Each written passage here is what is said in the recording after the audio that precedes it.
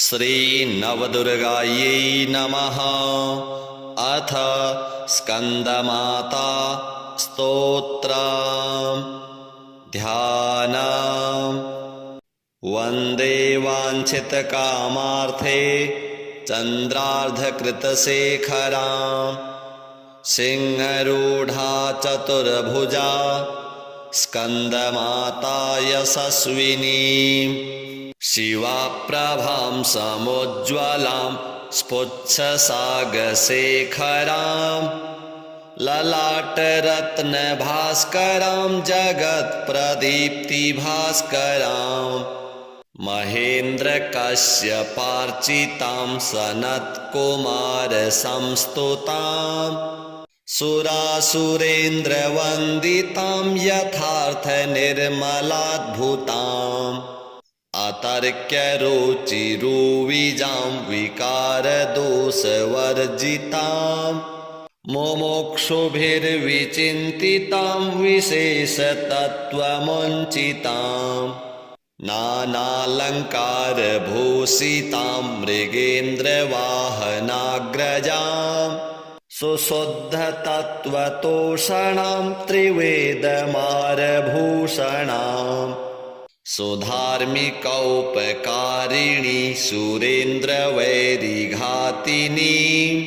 शुभां पुष्पमालिनीं सुवर्णकल्पशाखिनीं तमोऽन्धकारयामिनीं शिवस्वभावकामिनीं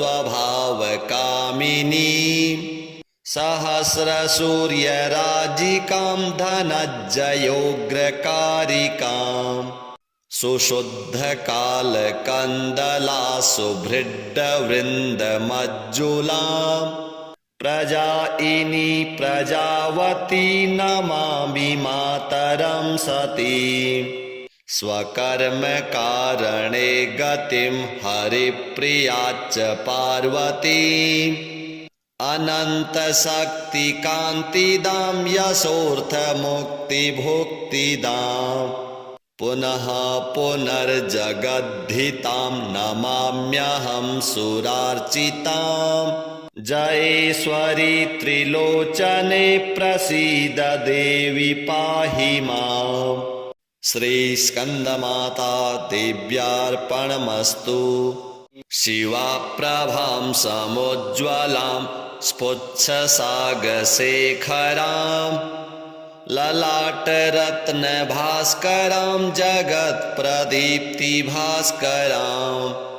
महेन्द्रकश्यपार्चितां सनत्कुमारसंस्तुतां सुरासुरेन्द्रवन्दितां यथार्थनिर्मलाद्भुताम् अतर्क्यरुचिरुविजां विकारदोषवर्जितां मुमुक्षुभिर्विचिन्तितां विशेषतत्त्वमुञ्चितां नानालङ्कारभूषितां मृगेन्द्रवाहनाग्रजां सुशुद्धतत्त्वतोषणां त्रिवेदमारभूषणाम् सुधार्मिकौपकारिणी सुरेन्द्रवैरिघातिनीं शुभां पुष्पमालिनीं सुवर्णकल्पशाखिनीं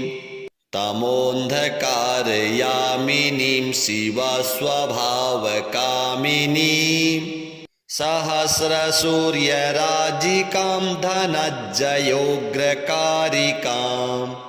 सुशुद्धकालकन्दला सुभृड्डवृन्दमज्जुलां प्रजायिनी प्रजावती नमामि मातरं सतीं स्वकर्मकारणे गतिं हरिप्रियाच्च पार्वतीम् अनन्तशक्तिकान्तिदां यशोऽर्थमुक्तिभुक्तिदाम् पुनः पुनर्जगद्धितां नमाम्यहं सुरार्चितां जयेश्वरी त्रिलोचने प्रसीद देवी पाहि माम्। श्रीस्कन्दमाता देव्यार्पणमस्तु। शिवाप्रभां समुज्ज्वलां स्फुच्छसागशेखरां ललाटरत्नभास्करां जगत्प्रदीप्तिभास्करां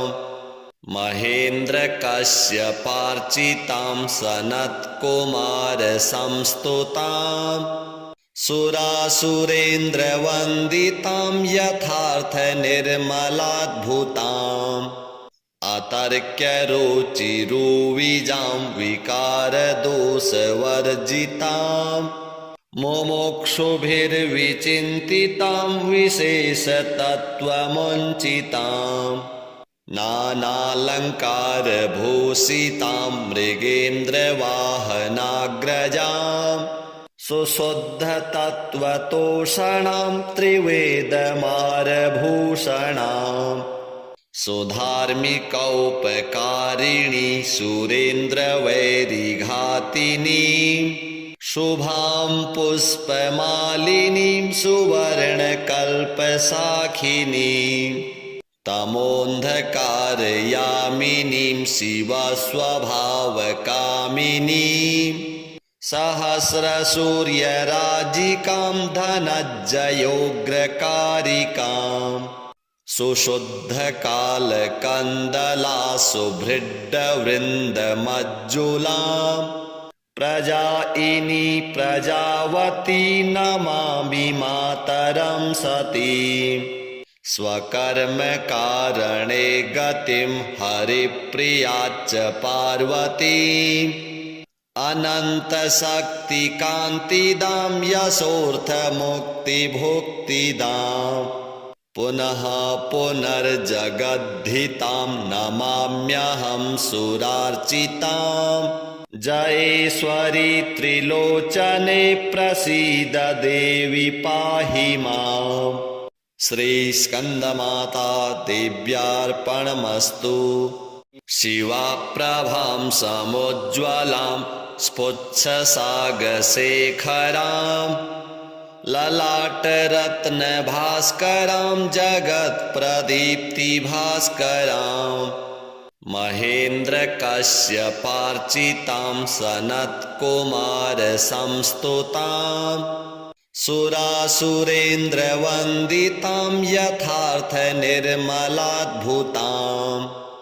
अतर्क्यरुचिरुविजां विकारदोषवर्जितां मुमुक्षुभिर्विचिन्तितां विशेषतत्त्वमुञ्चितां नानालङ्कारभूषितां मृगेन्द्रवाहनाग्रजां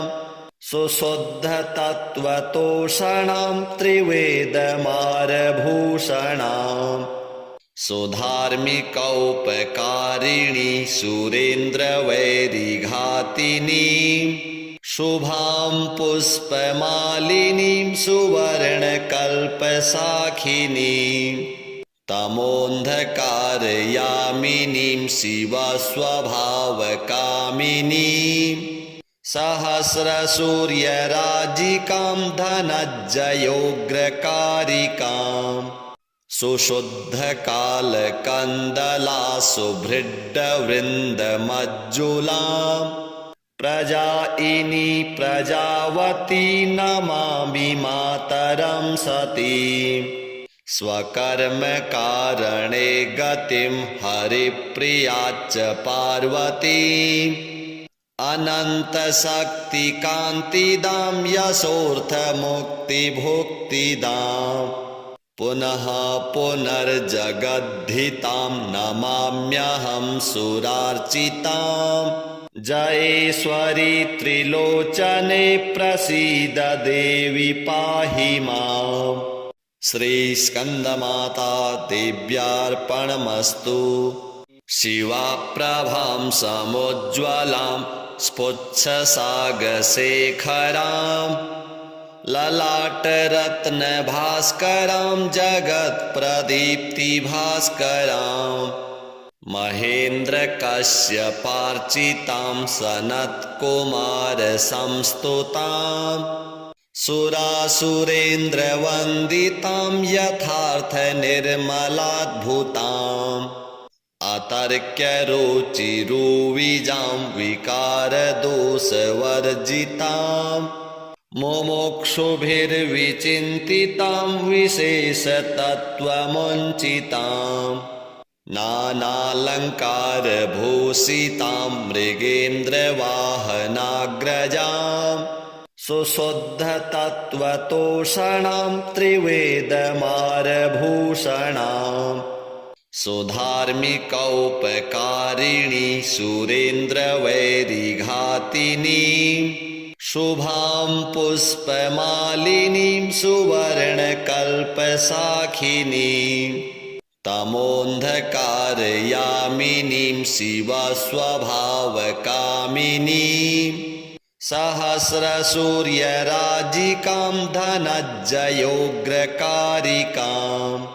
सुशुद्धकालकन्दला सुभृड्डवृन्दमज्जुलां प्रजायिनी प्रजावती नमामि मातरं सतीं स्वकर्मकारणे गतिं हरिप्रियाच्च पार्वतीम् अनन्तशक्तिकान्तिदां यशोऽर्थमुक्तिभुक्तिदाम् पुनः पुनर्जगद्धितां नमाम्यहं सुरार्चितां जयेश्वरी त्रिलोचने प्रसीद देवी पाहि माम् श्रीस्कन्दमाता देव्यार्पणमस्तु शिवाप्रभां समुज्ज्वलां स्फुच्छसागशेखराम् ललाटरत्नभास्करां जगत्प्रदीप्तिभास्करां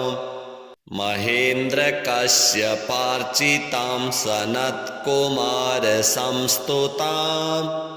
सुरासुरेन्द्रवन्दितां यथार्थनिर्मलाद्भुताम् अतर्क्यरुचिरुविजां विकारदोषवर्जिताम् मुमुक्षुभिर्विचिन्तितां विशेषतत्त्वमुञ्चितां नानालङ्कारभूषितां मृगेन्द्रवाहनाग्रजां सुशुद्धतत्त्वतोषणां त्रिवेदमारभूषणाम् सुधार्मिकौपकारिणी सुरेन्द्रवैरिघातिनीं शुभां पुष्पमालिनीं सुवर्णकल्पशाखिनीं तमोऽन्धकारयामिनीं शिवस्वभावकामिनीं सहस्रसूर्यराजिकां धनज्जयोग्रकारिकाम् सुशुद्धकालकन्दला सुभृड्डवृन्दमज्जुलां प्रजायिनी प्रजावती नमामि मातरं सतीं स्वकर्मकारणे गतिं हरिप्रियाच्च पार्वतीम् अनन्तशक्तिकान्तिदां यशोऽर्थमुक्तिभुक्तिदाम् पुनः पुनर्जगद्धितां नमाम्यहं सुरार्चितां जयेश्वरी त्रिलोचने प्रसीद देवी पाहि माम् श्रीस्कन्दमाता देव्यार्पणमस्तु शिवाप्रभां समुज्ज्वलां स्फुच्छसागशेखरां ललाटरत्नभास्करां जगत्प्रदीप्तिभास्करां महेन्द्रकश्यपार्चितां सनत्कुमारसंस्तुतां सुरासुरेन्द्रवन्दितां यथार्थनिर्मलाद्भुताम् अतर्क्यरुचिरुविजां विकारदोषवर्जितां मुमुक्षुभिर्विचिन्तितां विशेषतत्त्वमुञ्चितां नानालङ्कारभूषितां मृगेन्द्रवाहनाग्रजां सुशुद्धतत्त्वतोषणां त्रिवेदमारभूषणाम् सुधार्मिकौपकारिणी सुरेन्द्रवैरिघातिनीं शुभां पुष्पमालिनीं सुवर्णकल्पशाखिनीं तमोऽन्धकारयामिनीं शिवस्वभावकामिनीं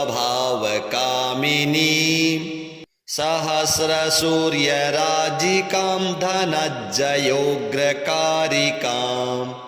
सुशुद्धकालकन्दला सुभृड्डवृन्दमज्जुलां प्रजायिनी प्रजावती नमामि मातरं सतीं स्वकर्मकारणे गतिं हरिप्रियाच्च पार्वतीम् अनन्तशक्तिकान्तिदां यशोऽर्थमुक्तिभुक्तिदाम् पुनः पुनर्जगद्धितां नमाम्यहं सुरार्चितां जयेश्वरी त्रिलोचने प्रसीद देवी पाहि माम् श्रीस्कन्दमाता देव्यार्पणमस्तु शिवाप्रभां समुज्ज्वलां स्फुच्छसागशेखराम् ललाटरत्नभास्करां जगत्प्रदीप्तिभास्करां महेन्द्रकश्यपार्चितां सनत्कुमारसंस्तुतां सुरासुरेन्द्रवन्दितां यथार्थनिर्मलाद्भुताम् अतर्क्यरुचिरुविजां विकारदोषवर्जिताम् मुमुक्षुभिर्विचिन्तितां विशेषतत्त्वमुञ्चितां नानालङ्कारभूषितां मृगेन्द्रवाहनाग्रजां सुशुद्धतत्त्वतोषणां त्रिवेदमारभूषणां सुधार्मिकौपकारिणी सुरेन्द्रवैरिघातिनीं शुभां पुष्पमालिनीं सुवर्णकल्पशाखिनीं तमोऽन्धकारयामिनीं शिवस्वभावकामिनीं सहस्रसूर्यराजिकां धनज्जयोग्रकारिकाम् सुशुद्धकालकन्दला सुभृड्डवृन्दमज्जुलां प्रजायिनी प्रजावती नमामि मातरं सतीं स्वकर्मकारणे गतिं हरिप्रियाच्च पार्वतीम् अनन्तशक्तिकान्तिदां यशोऽर्थमुक्तिभुक्तिदाम् पुनः पुनर्जगद्धितां नमाम्यहं सुरार्चितां जयेश्वरी त्रिलोचने प्रसीद देवी पाहि माम् श्रीस्कन्दमाता देव्यार्पणमस्तु शिवाप्रभां समुज्ज्वलां स्फुच्छसागशेखरां ललाटरत्नभास्करां जगत्प्रदीप्तिभास्करां महेन्द्रकश्यपार्चितां सनत्कुमारसंस्तुतां सुरासुरेन्द्रवन्दितां यथार्थनिर्मलाद्भुताम् अतर्क्यरुचिरुविजां विकारदोषवर्जितां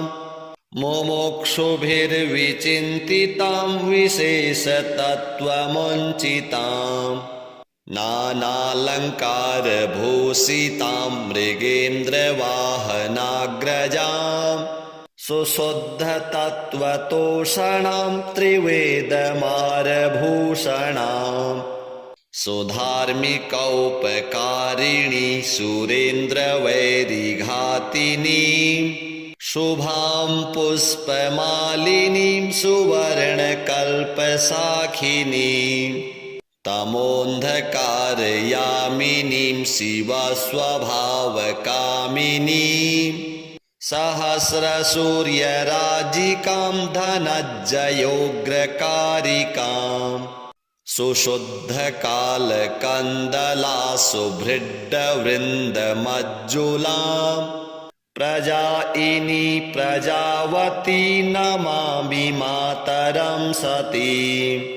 स्वकर्मकारणे गतिं हरिप्रियाच्च पार्वतीम्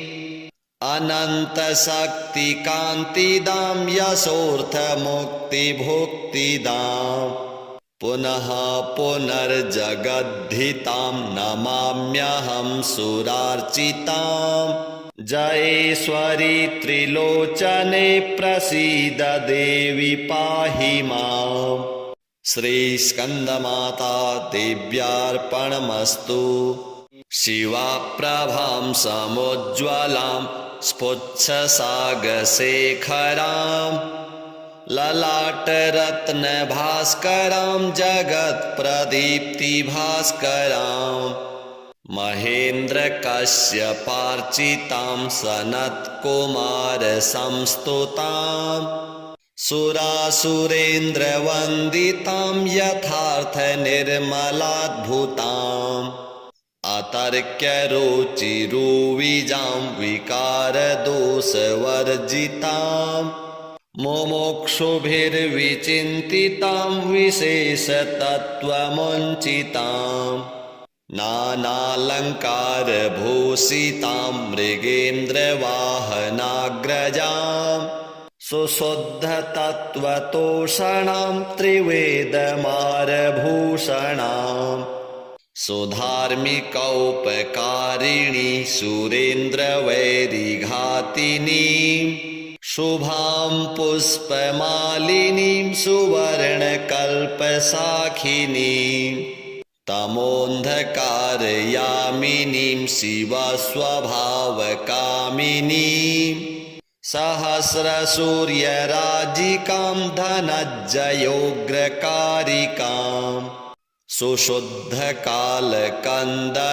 सुभृड्डवृन्दमज्जुलां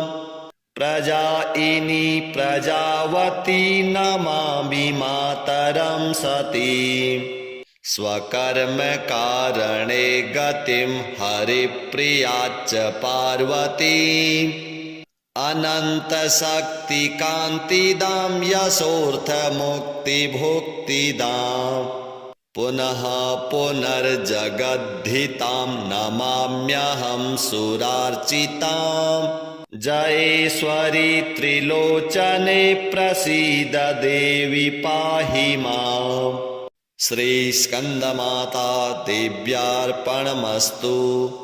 शिवाप्रभां समुज्ज्वलां स्फुच्छसागशेखरां ललाटरत्नभास्करां जगत्प्रदीप्तिभास्करां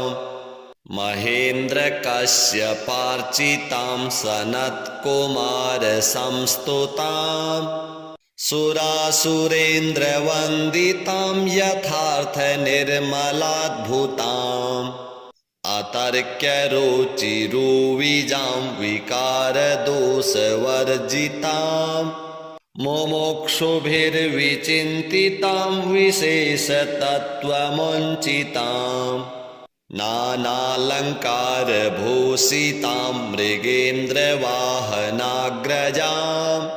सुशुद्धतत्त्वतोषणां त्रिवेदमारभूषणाम् सुधार्मिकौपकारिणी